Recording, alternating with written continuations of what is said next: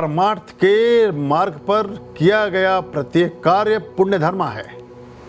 वो सोने का, वो हीरे का, वो अमूल्य है, अमर है वो चीज़ जिसके पीछे आपने परवाह ही नहीं की किसको कौन। मैंने आपको मैदा ग्लीन की बात बताई थी ना कि जब वो ट्रेन से गुजरती थी तो खिड़की से हाथ निकाल निकाल करके बीज फेंकती जाती थी।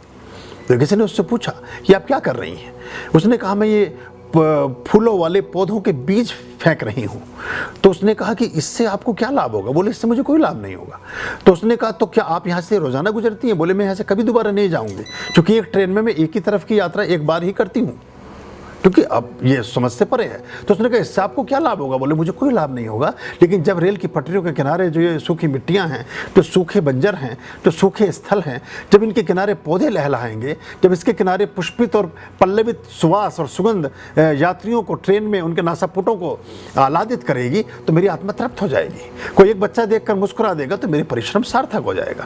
कोई एक बीमार आदमी देख करके खुश हो जाएगा तो मैं अपने आप को धन्य समझूंगी। पूरे जीवन में मैदा ग्लीन ने काम किया। वो ट्रेन में बैठती थी, मुट्ठी भर के बीज फेंकती जाती थी बरसात के दिनों में। 100 में से 2 भी उगाए तो बहुत है। हमने अपनी रेल की पटरियां खराब कर रखी हैं। बाहर से देखोगे तो और दिक्कत हो जाएगी, ना ही देखो तो अच्छा है। और सारे विटामिन आसपास पड़े मिलते हैं। बड़े वो लोगों ने इसलिए उसका हमारे उसके बड़ा हास्यास्पद भी उसको समझा। तो हम उस दृष्टि से कभी सोचते ही नहीं। और जो हमारा टूरिस्ट उतरता है वो ट्रेन में जब भारत घूमने चलता है तो रेल की पटरियों से पूरे देश का दर्शन कर लेता है। और रेल की पटरियों के निकट जितनी गंदगी हमारे देश में व्याप्त है इधर दुनिया में कहीं भी नहीं। हम उसे ठीक से समझा ही नहीं पाए। सारी मलिन बस्तियाँ रेल की पटरियों के पास हैं। सबसे बड़ी चाल मुंबई की सांता क्रूज से सटी हुई है। मैं वहाँ से एक कॉन्फ्रेंस में गया मुंबई में 15 साल पहले। जब वहाँ से टेक ऑफ हुआ जहाज़ तो मेरे बराबर में एक फॉरेन डेलीगेशन का एक व्यक्ति था। उसने देख करके कहा कि ये क्या है? यही है क्या वास्तविक इंडिया? सारी झुग्गी झोपड़ियाँ और बस्तियाँ वो आसपास में थी। वो स्लम डॉग एरिया में आपने देखा होगा। तो वो सारा वहाँ बसा हुआ है।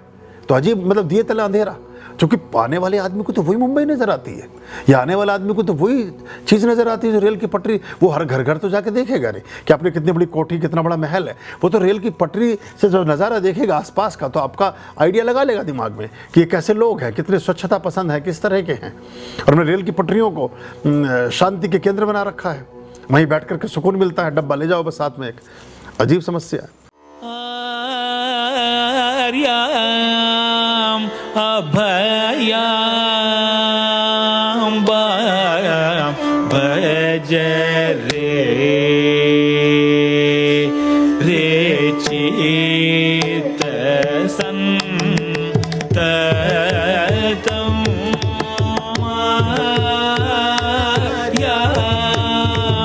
अभयाम भज रे